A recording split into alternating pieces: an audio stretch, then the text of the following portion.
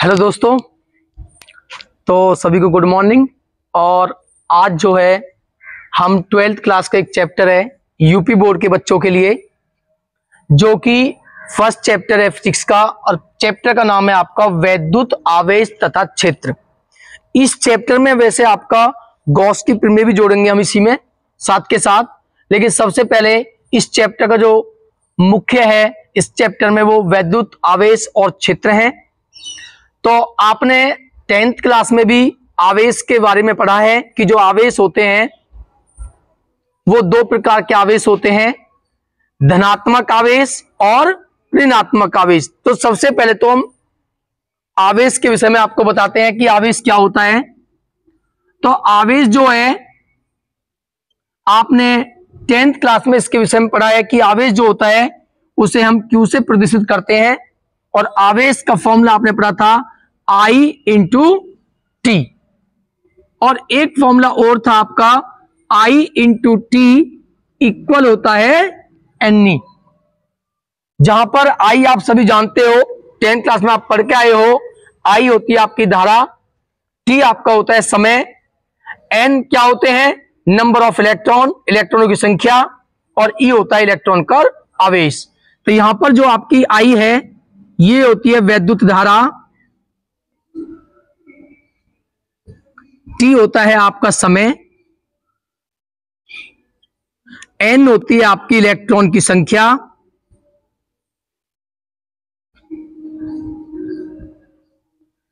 और E होता है इलेक्ट्रॉन का आवेश।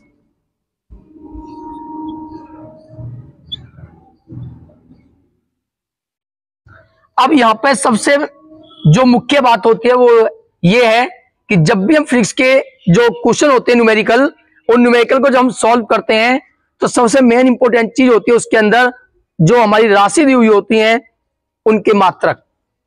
क्योंकि फिजिक्स में हर न्यूमेरिकल में जितनी भी राशि यूज होती है उन सभी के मात्रक लगभग 90% क्वेश्चनों में डिफरेंट होते हैं। तो आपको ज्यादा से ज्यादा जो मात्रक है राशियों के उन मात्रक को तैयार करना है। मैं कुछ मात्रक भी बताऊंगा आप इसमें जो इस चैप्टर से रिलेटेड न होकर सभी चैप्टरों से रिलेटेड है। तो यहां पर देखोगे सबसे पहले आप देख रहे हो आई जो होती है इसे विद्युत धारा कहते हैं, आपने पढ़ा होगा, इसका मात्रक होता है एम्पियर। उसके बाद में समय है, समय का मात्रक होता है सेकंड। एसआई पद्धति में मात्रक है ये। जब भी हम न्यूमेरिकल यूज करते हैं तो समय को सेकंड में लेते हैं, धारा को एम्पियर में लेते हैं, और एन आपका इलेक्ट्रॉनों की संख्या है, जबकि इलेक्ट्रॉन पर जो आवेश होगा आपने पढ़ा होगा कि माइनस होता है, नेगेटिव होता है 1.6 10 की -19 कूलाम। जो आवेश का मात्रक होता है वो होता है कूलाम, और कूलाम में जो हम प्रदर्शित करते हैं वो C से करते हैं।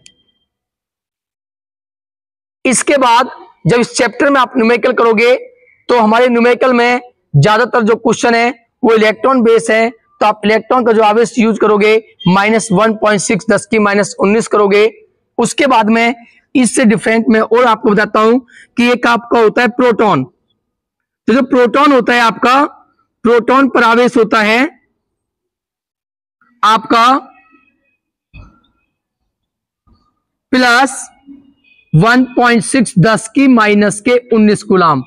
यानी कि इलेक्ट्रॉन और प्रोटॉन दोनों के आवेश सेम होते हैं, बट इलेक्ट्रॉन पर नेगेटिव होता है और प्रोटॉन पर आपका आवेश होता है धनात्मक। इसके बाद में एक क्वेश्चन में एक और आपका कण यूज होता है जिसका नाम होता है एल्फा कण। अब एल्फा कण की एक विशेषता मैं बताता हूं। जब हम एल्फा कण लेते हैं तो कभी कभी क्वेश्चन में न्यूमेरिकल में हमें एल्फा कण का जो आवेश और उसका एटॉमिक नंबर, परमाणु संख्या दी हुई नहीं होती है, तो हम किस प्रकार उस पर आवेश निकालते हैं। वैसे तो मैं आपको बताता हूं डायरेक्टली होता है इसका आवेश जो है, एल्फा कण का जो आवेश होता है वो होता है इलेक्ट्रॉन के आवेश का ट्वाइस, दुगना। तो 3.2 10 की -19 कूलाम। अब यहां पे ये आवेश निकल के कैसे आते हैं ये आपको मैं सिखाता हूं। आप जानते हो कि जो एल्फा पार्टिकल होता है, एल्फा कण होता है, वो एक हीलियम कण है। और हीलियम कण क्या होता है? 2He4। हीलियम कण होता है 2He4, यानी कि जो 4 है हीलियम का द्रव्यमान संख्या है, जो 2 है वो हीलियम की परमाणु संख्या है। तो अगर आपको हीलियम पर आवेश निकालना है तो किस प्रकार आवेश निकालते हैं? वो उसका फॉर्मूला होता है, किसी भी एटम पर, परमाणु पर अगर आपको आवेश निकालना है तो उसका आवेश इस तरह से निकलता है कि आवेश बराबर होता है N इंटू E। ये आवेश निकालने का फॉर्मूला है आपके पास। किसी भी एटम पर, किसी भी परमाणु पर आवेश निकाल सकते हो आप। E इलेक्ट्रॉन का आवेश है, N है उस जो एटम, जो परमाणु आप लेते हो उसमें परमाणु क्रमांक। जैसे कि आप देख रहे हो एल्फा कण पे जो परमाणु क्रमांक है वो 2 है, तो आप N के स्थान पर 2 रखोगे और E के स्थान पे 1.6 10 की -19 रखोगे। तो जब 16 की मल्टीप्लाई 2 में करोगे आप तो 16 दूनी 32, तो 3 10 की -19 आता है। इसी प्रकार आप किसी भी परमाणु पर आवेश निकाल सकते हो। अगर आपसे ये कहता है कोई कि भाई आपका ऑक्सीजन देखा है आपने, हाइड्रोजन देखा है आपने, इन पर आवेश निकालिए, तो आप देखते हो इसका परमाणु क्रमांक 6, इसका 1 होता है, तो इनके परमाणु क्रमांक से इलेक्ट्रॉन के आवेश में मल्टीप्लाई कर दीजिए, उस परमाणु पर आवेश निकलकर आ जाता है। इसके बाद अब आते हैं आवेश पे। आवेश आप देखते हो, आवेश 2 टाइप के होते हैं, एक पॉजिटिव और एक नेगेटिव, एक धनात्मक और एक ऋणात्मक। 2 प्रकार के आवेश होते हैं। अब यहां पर 2 प्रकार के आवेश होते हैं, तो जो समान आवेश होते हैं वो एक दूसरे को प्रतिकर्षित करते हैं, जबकि विपरीत आवेश एक दूसरे को आकर्षित करते हैं। आपने देखा है चुंबक, चुंबक के भी 2 ध्रुव होते हैं, उत्तरी ध्रुव और दक्षिणी ध्रुव। आपने बिजली के तार देखे होंगे। आप क्या करो कि एक बिजली का तार लो और उस बिजली के तार को एक ही वायर में से कनेक्ट करके और 2 वायर निकाल के लाओ उसमें से, और उन दोनों तार को आपस में मिलाओ। एक ही तार से आपने देखे 2 तार आते हैं आपके खंभे पे से, तो खंभे पे से अपने एक तार अटैच किया और उसी तार से एक दूसरा तार अटैच किया। उन्हें अगर आपस में मिलाओगे तो कुछ होने वाला नहीं है, क्योंकि उनमें सेम करंट है। लेकिन जो बिजली के खंभे पे से 2 तार आते हैं, उन दोनों तारों को आप आपस में मिला के देखना, तो क्या होगा? वो आपस में अट्रैक्ट करते हैं, आकर्षित करते हैं और चिपक जाते हैं, क्योंकि उनमें विपरीत आवेश है, एक में प्लस और एक में माइनस। तो जब विपरीत आवेश होते हैं वो एक दूसरे को अट्रैक्ट करते हैं, आकर्षित करते हैं। इसका अर्थ है कि वो क्या करते हैं, उनके बीच एक आकर्षण बल होता है। कहने का अर्थ है कि अगर आपके आवेश समान है, प्लस क्यू और प्लस क्यू, तो ये एक दूसरे से दूर भागते हैं, यानी कि एक दूसरे को करते हैं प्रतिकर्षित। जबकि चाहे वो प्लस हो या माइनस आवेश हो, ये भी प्रतिकर्षित ही करेंगे। बट अगर अपोजिट है, विपरीत आवेश है, एक प्लस आवेश है और दूसरा है माइनस आवेश, तो अपोजिट आवेश, विपरीत आवेश एक दूसरे को आकर्षित करते हैं, तो इनके बीच जो बल लगेगा वो लगता है आपका आकर्षण बल। तो वो आकर्षण बल की जो डिस्कवर करी थी, खोज की थी, वो आकर्षण बल, चाहे वो प्रतिकर्षण बल है या आकर्षण बल है, उसकी खोज करने वाले वैज्ञानिक का नाम था कूलाम। तो कूलाम ने इस आकर्षण और प्रतिकर्षण के विषय में एक नियम दिया था, जिसे कहा जाता है कूलाम का नियम। तो ये पढ़ते हैं कूलाम का नियम क्या होता है। सबसे पहला जो टॉपिक है इस चैप्टर का वो है कूलाम का नियम। तो कूलाम का नियम क्या होता है कि जब 2 आवेश, चाहे वो समान हो या विपरीत हो, एक दूसरे से कुछ दूरी पर रखे हुए हैं, तो उनके बीच एक बल लगता है, चाहे वो आकर्षण बल हो या प्रतिकर्षण बल हो। मान लेते हैं 2 आवेश आपके पास हैं, एक बिंदु ए पर रखा हुआ है और एक बिंदु बी पर रखा हुआ है, एक Q1 है और एक Q2 है। चाहे दोनों पॉजिटिव हो या दोनों नेगेटिव हो या एक पॉजिटिव और एक नेगेटिव हो, बल इनके बीच लगना है और जरूर लगना है। समान होंगे तो प्रतिकर्षित होंगे, प्रतिकर्षण बल लगेगा, और अगर आपके अपोजिट होंगे, विपरीत चिन्ह वाले होंगे, तो वो एक दूसरे को आकर्षित करेंगे और उनके बीच आकर्षण बल होता है। तो मान लेते हैं कि इन दोनों आवेशों के जो बीच की दूरी है वो r मीटर है, और ये जो आवेश है आपके, एक Q1 कूलाम है और एक Q2 कूलाम है। तो कूलाम ने कहा था कि जब दो आवेश एक दूसरे से कुछ दूरी पर रखे होते हैं तो उनके बीच एक बल लगता है, और उस बल को हम बोलते हैं क्या? आकर्षण या प्रतिकर्षण बल। तो वह बल नंबर 1, दोनों आवेशों के बीच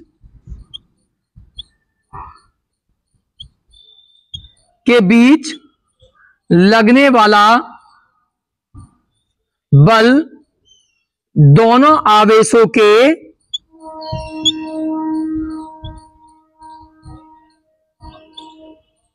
गुणनफल के अनुक्रमानुपाती होता है।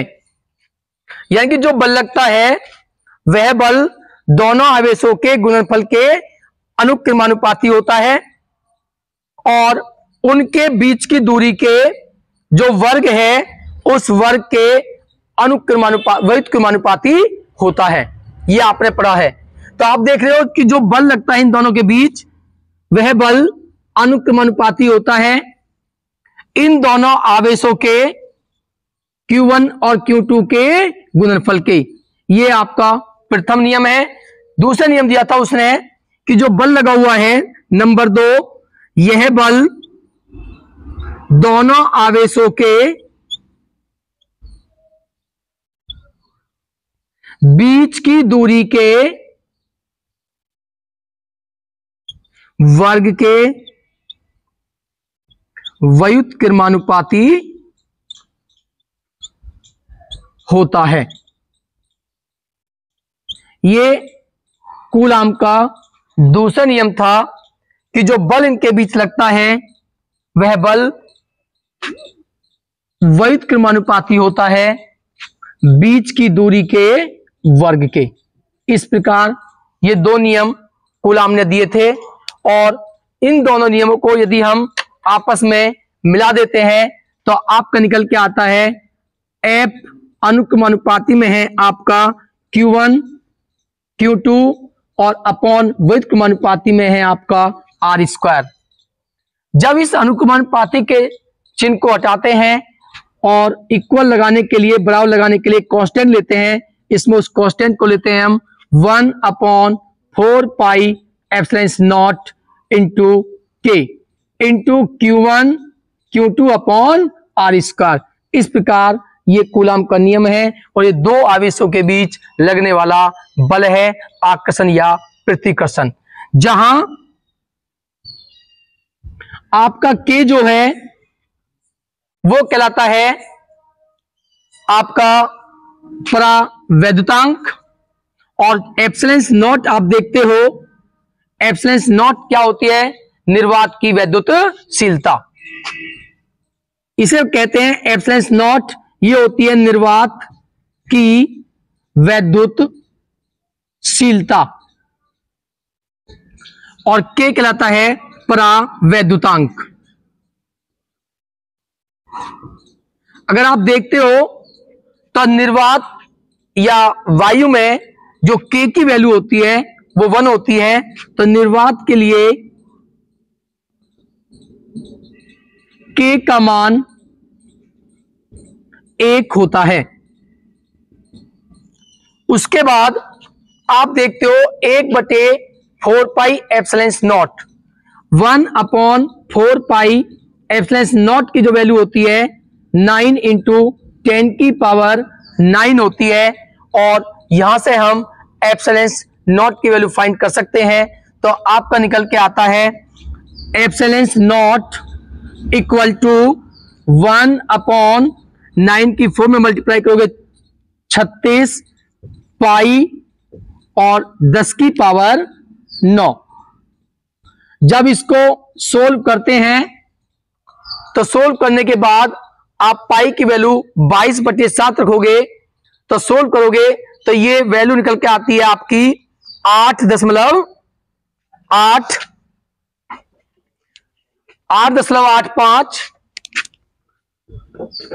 गुना 10 की पावर -12। ये वैल्यू होती है आपकी एप्सिलॉन नॉट की।